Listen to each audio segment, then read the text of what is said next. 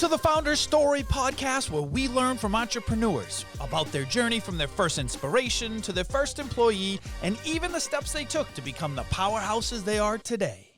Welcome back to another episode, everybody. My name is Rick Porter. I am your host, and today we are joined by Allison Barbera from Allison Barbera Beauty.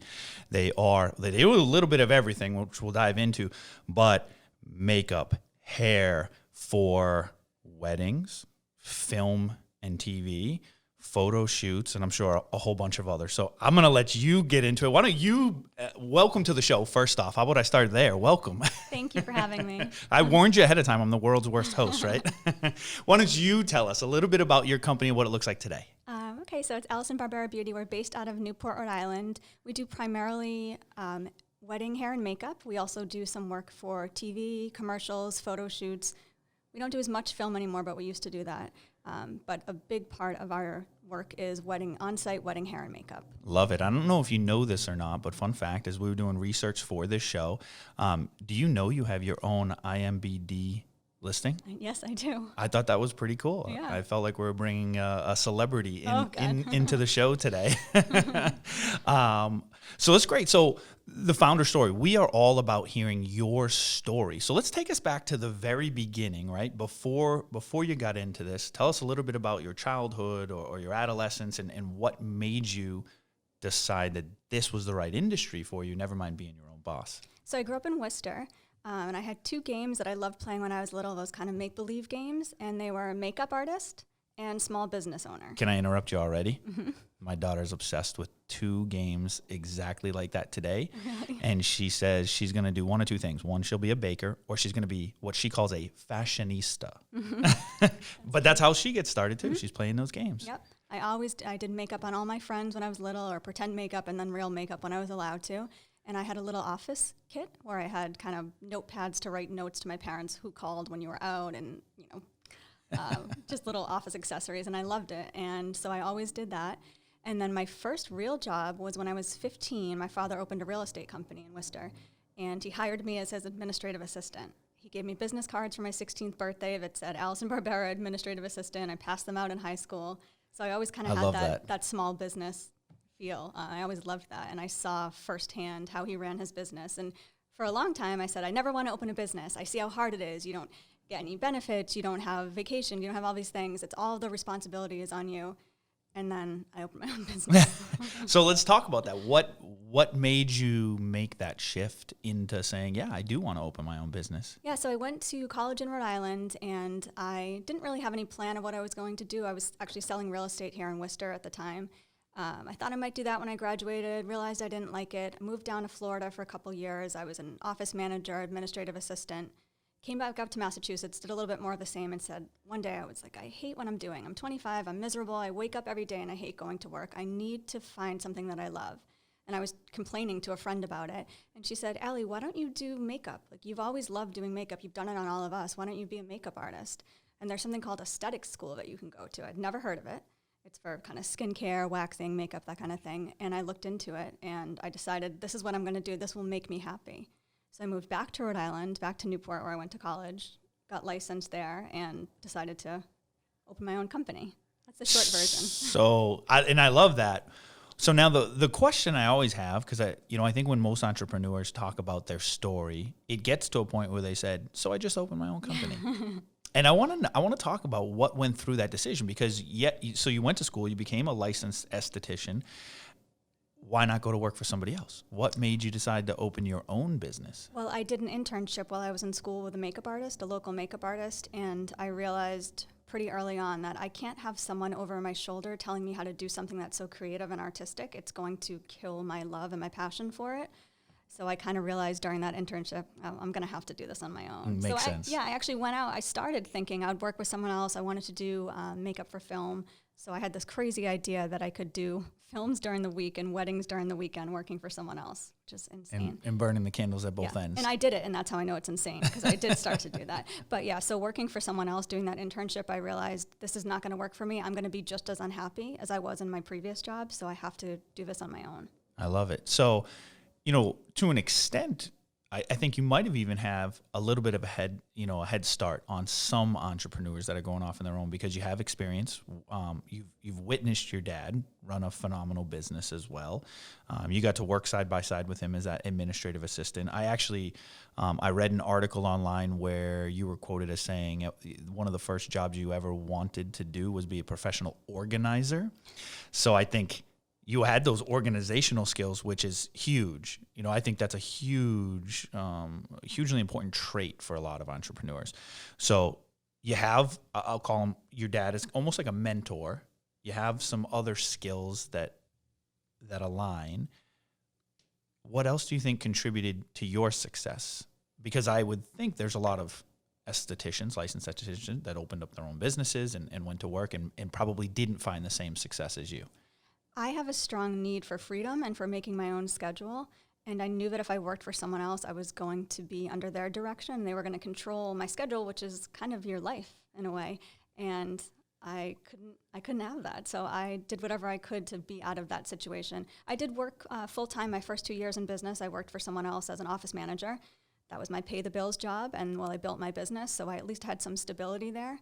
I needed that. I couldn't go 100% at first because I'm too nervous of a person to, I'm not that risky with finances, but that was the right path for me. I know it's not the right path for everyone, but to kind of have those first 2 years, have that safety net, and then build my business from there. And I did work it wasn't just my father. I mean, he was fantastic, but I also worked for a lot of other small businesses. So I learned QuickBooks. I learned how to, write emails professionally and talk to clients and schedule, and all these little admin jobs I had along the way helped me get to the point where I felt confident opening a business. Yeah, absolutely. Do you think that you would have been successful if you didn't do those things first, or do you think they play a huge role in your success? I think they play a huge role in my success, and part of, at least based on my company's reviews and what people tell us in terms of feedback from clients, is that the organization and the communication and the responsiveness are part of why they booked with us and why they had such a good experience, and those are things I learned at previous jobs. So I am grateful for all those jobs and those horrible bosses and those miserable days I had,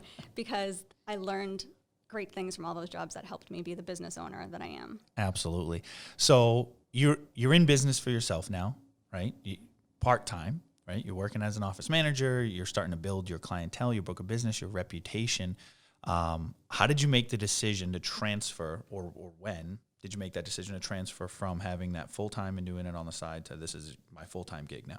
It was kind of made for me. I was working as an office manager for a construction company, and they were kind of starting to close as my film career was taking off. So they let me take off a month to do work on a film. I would just come in at night and do payroll and different things. And then they really started to shut down, and my business started to take off at the same time, where I thought, I actually might be able to go out on my own. So it kind of happened at the same time. It just was really good timing. Not that I didn't struggle for a little bit after that, but that business was closing. I had nowhere else to go.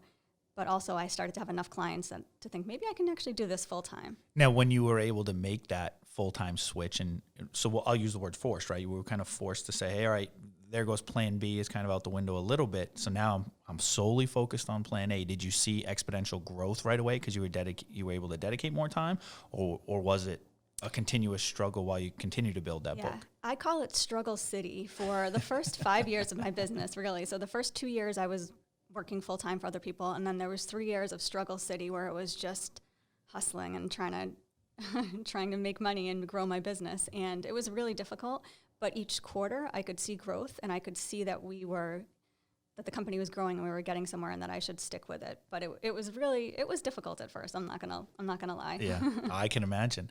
So as you're building your reputation, and which, for the listeners, from our research, you have a phenomenal reputation. That's one of the reasons why we also wanted you on the show. I don't think I found anything less than a 5-star review on anything, and those are including independent sites for weddings and things like that. So you obviously had a great reputation.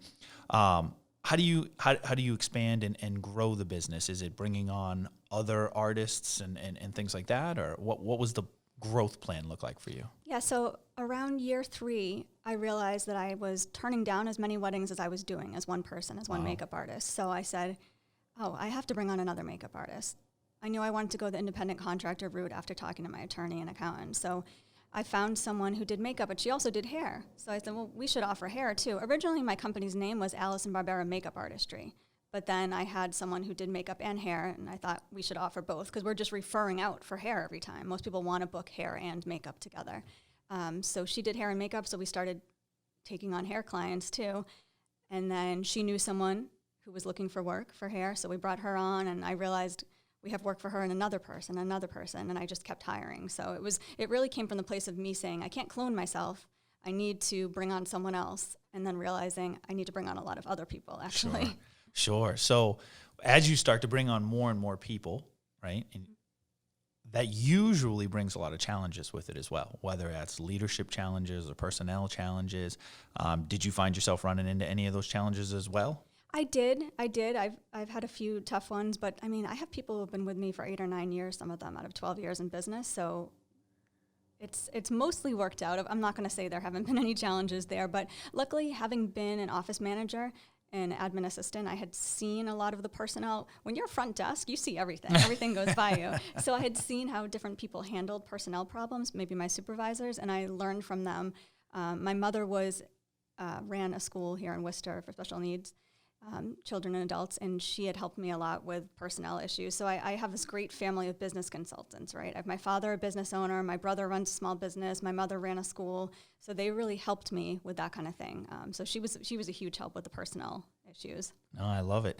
I always ask this question. I know it's a vague question, sometimes a hard one to answer, but as you look back on your founder's story and everything that you've gone through in building your business, is there any one thing that you could look back on and you say, hey, that was absolutely crucial to get my business where it is today? Yes. So when I opened my business, it was 2008, and this was before we obviously had already, right? That's a tough time already. Yeah, I know. Open during recession. But luckily, it was the time when everyone started getting their hair and makeup done for weddings. Before that, you used to just go to a salon and maybe get your hair done, or your cousin did it. But I came in at the right time in terms of weddings. But so I had my website built then, and then I never really updated it. So I think it was 2000, I want to say 13 or 14, I don't remember. We realized my website wasn't mobile friendly. So in 2008, it didn't really need to be. People weren't going on their phones. I don't even know if that was a term. You would know better than me. Yeah. But we redid my website, made it mobile friendly, and it was almost like overnight. I got 2 or 3 times the amount of wedding inquiries I had gotten. Everything kind of blew up, and that was the big change. I wish I had done it 2 years before, because I think I'd be in an even better position now. But I'm glad that because I didn't know. That's not my, that's not my thing. I don't know how that stuff works. But we did that, and it kind of changed everything. So that's one of the turning points to me in my business, was making my website mobile friendly. Makes sense. Sounds easy, but Yep, but it clearly isn't, and I think that in certain industries, it's those little small tweaks that can make a major difference. I love it. So, it's not 2008 when you're first getting started, but it's 2020, and it feels like we're probably in a very similar situation all over again. So the hardest question to answer for a lot of people right now is, what does the future look like? It's very hard to answer that question right now. Do you have plans for the future? Do you have a vision for where you want to be in your company? Yes. Well, our calendar for next year, 2020 was supposed to be our biggest year ever. And this is pretty much across the wedding industry, but specifically for my company. About 90% of our weddings postponed or canceled, most of them postponed to 2021.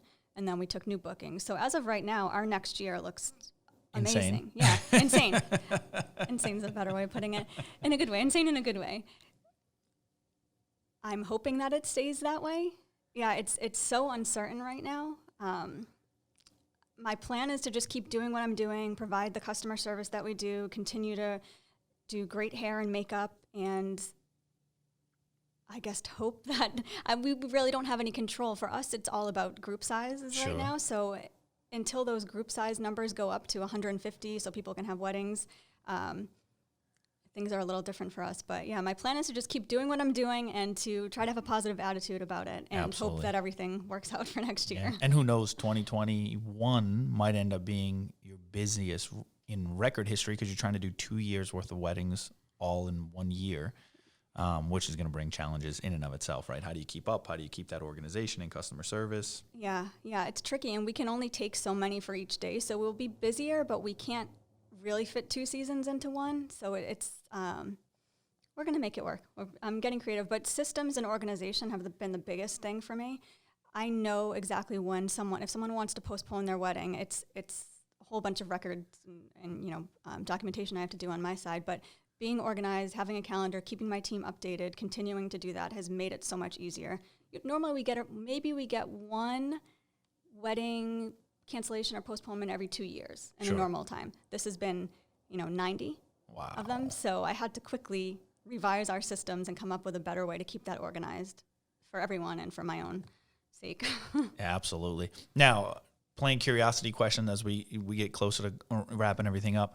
On the TV film side, has this year also seen just as many delays with that type of work, or has that been a little bit more consistent? Yeah, so we don't really do film work much anymore. We do work on a TV show, a PBS show in Providence, a couple times a month normally. So January, February, did that as we normally would. It pretty much all stopped in March, and they're now doing their shows from home, the hosts. So we don't have that anymore. It might come back this fall, but all the other shoots we had lined up, everything got canceled. We had a big shoot for an Ivy League university that we were going to do in March, a couple weeks. That got canceled. So I think that those things will get rescheduled. I'm seeing some TV productions coming back right now, so that's a good sign. Even when you see the late night shows and things coming back onto sets, that's a good sign that things could pick up again. But there's only a few months left of this year. Yeah, absolutely. One of the things I noticed on your website is that you guys do corporate. And I never thought about that before. But yeah, when we do our headshots around here, we probably, I guess, should do some hair and makeup at the same time, right? Absolutely. Yep. I don't know how I feel about putting on makeup personally, but it'd probably make me look a lot better. That's for sure. It's very light. You wouldn't even notice it, and you can wash it right off after. I love it. Hey, thanks so much for being a guest on our show today. It was really fun hearing your story. Pretty unique story. I think it's interesting to talk to somebody who started in 2008, and here we are again in 2012, and they've made it through 2 recessions. Right? I don't think too many business owners can say that, and you've built yourself a wonderful business. Thank you for being on the show today. Thank you for having me. Absolutely. And guys, we'll see you guys in the next episode.